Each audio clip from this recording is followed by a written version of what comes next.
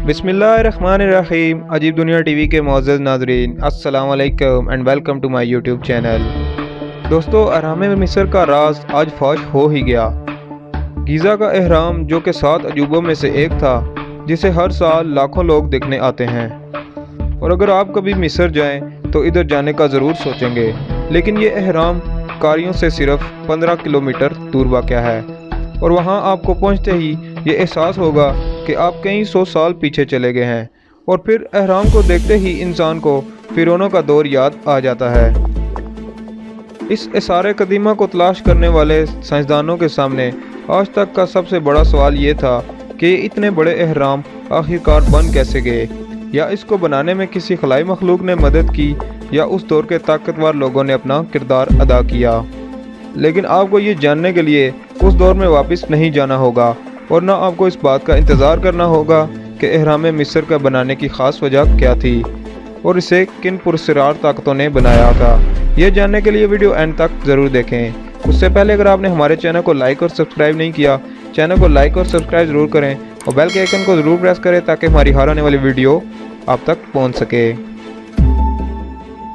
School में हमें तकरीबन तमाम ही साइंस टीचरों ने यह बताया था कि मिस्री लोगों ने चूने के बड़े पत्थरों और ग्रेनाइट के पत्थरों को गीज़ा तक लाया ताकि अहराम की तामीर हो सके। अहराम मिस्र 38 साल तक इंसानों की बनाई हुई सबसे बुलंद व बाला इमारत रही, और ये 23 लाख पत्थरों से मिलकर बने हैं।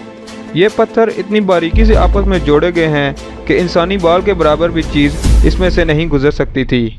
इससे भी हैरानकुन बात यह है कि इस अहराम के बाहर वाली जगह को चूने के पत्थरों से ढांपा गया था, जिसे इतनी बेहतरीन तरीके से पॉलिश किया गया था। अब इस पर सूरज की रोशनी पड़ती तो ये सितारों की तरह चमकते थे। और कुछ लोग ये भी कियास करते हैं कि इतनी बड़ी इमारत पर जब सूरज की रोशनी टकराती होगी तो उसे चांद से देखा जा सकता होगा। लेकिन अब वो चूने के पत्थर उस पर मौजूद नहीं हैं, जो 14वीं सदी में आने वाले एक ज़लज़ले के नतीजे में गिर गए हैं। यह अहराम बाकी तमाम अहरामों की निस्बत इसलिए मुख्तलिफ है कि ये अहराम के ऊपर और नीचे जाने के लिए रास्ते मौजूद हैं, और मिस्र में ये अकेला 8 साइडों वाला पिरामिड है। आपने शायद ही ये सुना हो कि इस अहराम को बनाने में किसी जिन्नात और खलाई मखलूक से भी मदद ली गई थी। यूरोप के लोग इस बात को मानते हैं कि इन अहराम को बनाने का मकसद फसलों के बीजों को महफूज करना था। 1859 में एक साइंसदान जिसका नाम जॉन टेलर था, उसने इस बात का नतीजा निकाला कि अहराम मिस्र को ना किसी जिन्नात और ना किसी खलाई मखलूक ने बनाया है, बल्कि इसे एक ही शख्स ने बनाया है।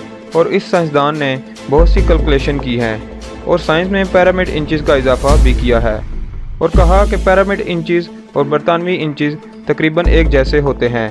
एक तहरीर के मुताबिक अगर अहराम को पिरामिड इंचेस में नापा जाए तो अहराम एक तारीख की किताब बन जाता है, जिसकी मदद से ज़मीन पर होने वाले माजी के वाक़यात और मुस्तकबिल में होने वाले वाक़यात के बारे में पता लगाया जा सकता है। अहराम में मौजूद बड़ी गली, जो कि एक अमूदी रास्ता है, वो हज़रत ईसा अलैहिस्सलाम की पैदाइश के बारे में बताता है। और आप 33 पिरामिड आगे चले जाएं तो वहाँ पर बनने वाली जो तारीख होगी, वो तारीख होगी जब अल्लाह ताला ने हज़रत ईसा अलैहिस्सलाम को उठा लिया था। और जहाँ ये गली ख़त्म होती है, वहाँ गली की चौड़ाई 1881 और 1911 पिरामिड इंचेस के दरमियान है। साइंसदानों का कहना है कि ये अहराम पत्थर के ऊंचे ऊंचे पहाड़ थे, और लोग इस पर से इस्तेमाल के लिए मिट्टी ले जाया करते थे। वक्त गुजरने के साथ साथ जब इन पर पत्थर और मिट्टी की कमी होने लगी तो उनको तराश कर अहराम की शक्ल दे दी गई। बिलाखिर साइंसदानों ने इसका जवाब ढूंढ ही लिया कि किस तरह लोगों ने 2.5 टन वजनी चूने के पत्थर और ग्रेनाइट के पत्थरों को 500 मील की ऊंचाई तक पहुंचाया, जिससे फिरौन का मकबरा 2600 कबल मसीह में मार्ज़ वजूद में आया। इस फिरौन ने दुनिया के बेहतरीन तामीराती फनकारों को इकट्ठा किया और उनको ये काम सौंपा कि वो अहराम मिस्र की तामीर का काम शुरू करें, और पत्थर लाने का काम गुलामों की एक फ़ौज को सौंपा गया। इन गुलामों के पास उनके आका का हुक्म था कि उन्होंने 1,40,000 टन चूने के पत्थर को 2500 मील तक लेकर जाना था। इनमें एक पत्थर का वज़न, जो कि हम पहले ही बता चुके हैं, 2.5 टन के करीब था। लेकिन उन्होंने ऐसा किया कैसे? ये जवाब हमें 4500 साल पुरानी एक तसनीफ से मिला जो कि वादी जिराफ में दफन थी। वादी जिराफ रेड सी के साहिल पर मौजूद है। ये तसनीफ दरअसल उन गुलामों के हाकिम की डायरी है।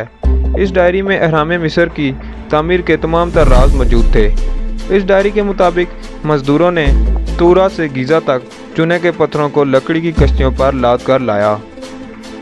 और आप नाजरीन ये सोच रहे होंगे कि तूरा और गीज़ा के दरमियान ना कोई समंदर है और ना कोई दरिया, फिर कश्तियाँ किस पानी पर चलाई गईं?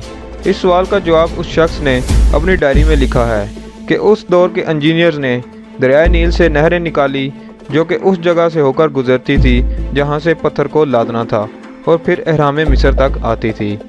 फिर उस दौर के इंजीनियर के पास एक ही मुश्किल रह जाती थी और उसका हल भी इस डायरी में लिखा है। और मुश्किल ये थी कि इतनी बड़ी और वज़नी कश्तियों को पानी पर चलाया कैसे जाए। उन्होंने इस बात का हल ये निकाला कि दरियाए नील से नहरों को ऐसे निकाला जाए कि पानी नीचे रफ्तार से बहता रहे और यूं कश्तियों को बगैर किसी इंसानी ताकत और इंतहाई कम ताकत से चलाया जा सके।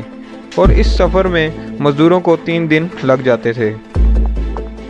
अब सवाल ये पैदा होता है कि अगर ये डायरी सच्ची थी तो साइंसदानों को अहराम के करीब करीब नहर के पानी के निशानात मिलने चाहिए और साइंसदान इसकी तलाश में निकल चुके और वो ये देखकर वाकई हैरान हुए कि अहराम मिस्र के नीचे आज भी उन नहरों के शवाहिद मौजूद हैं। और इसके अलावा आसार कदीमा के साइंसदानों ने कश्तियों के लंगर अंदाज होने की जगह भी ढूंढ निकाली और उनकी तादाद 7 थी।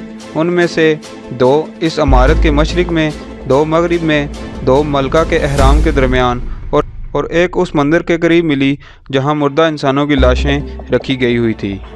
और यूं इस तरह अहराम मिस्र का मामला हल हो गया। तो दोस्तों आज की वीडियो आपको कैसी लगी कमेंट में ज़रूर बताइएगा। चैनल को लाइक और सब्सक्राइब ज़रूर करें और बेल के आइकन को ज़रूर प्रेस करें ताकि हमारी हर आने वाली वीडियो आप तक पहुंच सके। Thanks for watching.